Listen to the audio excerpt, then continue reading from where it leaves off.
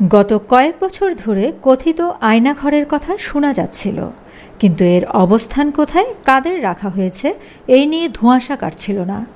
গত 5ই আগস্ট ছাত্র জনতার অভ্যুত্থানের মুখে প্রধানমন্ত্রীর পদ থেকে পদত্যাগ করে শেখ হাসিনা পালিয়ে যাওয়ার পর আয়নাঘর থেকে বেরিয়ে আসেন সাবেক এক সেনা কর্মকর্তা সহ গুম হওয়া বেশ কয়েকজন। এ তালিকায় আছেন বাংলাদেশ জামায়াতে ইসলামীর তৎকালীন নেতা মীর কাসেম আলীর ছেলে সুপ্রিম কোর্টের আইনজীবী ব্যারিস্টার আহমেদ বিন কাসেম আরমান। সেখানে প্রায় 8 বছর আটক ছিলেন তিনি। বার্তা সংস্থা এএফপিকে দেওয়া এক সাক্ষাৎকারে কথিত আয়নাঘরকে ব্যারিস্টার আরমান শেখ হাসিনার গোপন কারাগার আখ্যা দিয়েছেন। আরমান বলেন, চোখ বেঁধে হাতে হ্যান্ডকাপ পরিয়ে দীর্ঘ 8 বছর পর গোপন কারাগার থেকে তাকে বের করে নিয়ে আসা হয়। তবে কেন বের করা হচ্ছে তা জানতেন না তিনি। কি হয় এ নিয়ে বেশ আতঙ্কের মধ্যেই ছিলেন। একটি পিস্তল লোড করার শব্দ শুনতে পান তিনি।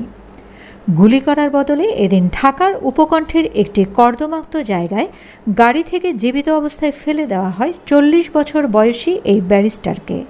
তবে মুক্ত হওয়ার পর ব্যারিস্টার আরমান জানতেন না দেশের শিক্ষার্থীদের আন্দোলন চলছিল। এএফপিকে ব্যারিস্টার আরমান বলেন, 8 বছরের মধ্যে সেদিন আমি প্রথমবারের মতো মুক্ত বাতাস পাই। আমি ভেবেছিলাম তারা আমাকে মেরে ফেলবে। ব্যারিস্টার আরমানকে আটকে রাখা হয়েছিল গোপন কারাগারের জানালাবিহীন একটি ঘরে। এই কারাগারে যারা থাকেন সেখানে তারা নিজেকে ছাড়া আর কাউকে দেখতে পান না। তিনি জানান, গোপনে কারাগারের রক্ষীরা সারাক্ষণ উচ্চ শব্দে গান ছেড়ে রাখত।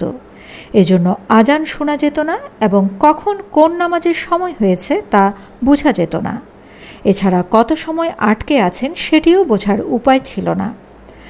আর কারারক্ষীদেরকে কঠোরভাবে নির্দেশ দেওয়া হয়েছিল বাহিরের কোনো খবরই যেন বন্দীদের কাছে না যায়। তবে গানের শব্দ বন্ধ হলে বোঝা যেত এই কারাগারে তিনি একা নন, আরও অনেকে আছেন। কারণ অন্যদের চিৎকার ও কান্নাকাটির শব্দ ভেসে আসত। ব্যারিস্টার আরমান আরও জানান, যুদ্ধাপরাধের অভিযোগে তার বাবাকে ফাঁসি দেওয়ার কয়েকদিন আগে তাকে গুম করা হয়। ওই সময় তিনি তার বাবার পক্ষে আইনি লড়াই করছিলেন। তখন মিডিয়ায় প্রকাশ্যে বিভিন্ন কথা বলছিলেন তিনি। তার বাবার বিচার নিয়ে বিভিন্ন অভিযোগও করছিলেন। তবে এসব করার জন্য তাকে টার্গেট করা হতে পারে এটা ভাবেননি তিনি। ব্যারিস্টার আরমান জানান, একদিন রাতে তারা আমার বাড়িতে হানা দেয়। আমি কোনোদিন ভাবতেও পারিনি আমার বাবার মৃত্যুদণ্ড কার্যকরের কয়েকদিন আগে আমাকে গুম করা হতে পারে। আমি তাদের বলতে থাকি, আপনারা জানেন আমি কে? আমাকে আমার মামলা চালিয়ে যেতে হবে, পরিবারের পাশে থাকতে হবে। আরমানকে গুম করার 4 সপ্তাহ পর মীর কাসেম আলীর ফাঁসির দণ্ড কার্যকর করা হয়।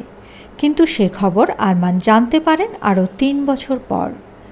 সেখানকার এক রক্ষী ভুলক্রমে তাকে জানিয়ে দেন তার বাবা মীর কাসেম আলীর মৃত্যুদণ্ড কার্যকর করা হয়েছে। তার বন্দিকালীন সময় পরিবার যেন গুমের ব্যাপারে কোনো কথা না বলে সে ব্যাপারে প্রতি বছরই সতর্ক করে দেওয়া হতো। নিজের মুক্ত জীবনের জন্য শিক্ষার্থীদের ধন্যবাদ জানিয়ে ব্যারিস্টার আরমান বলেন, পুরো বিষয়টি সম্ভব হয়েছে কিছু তরুণদের জন্য।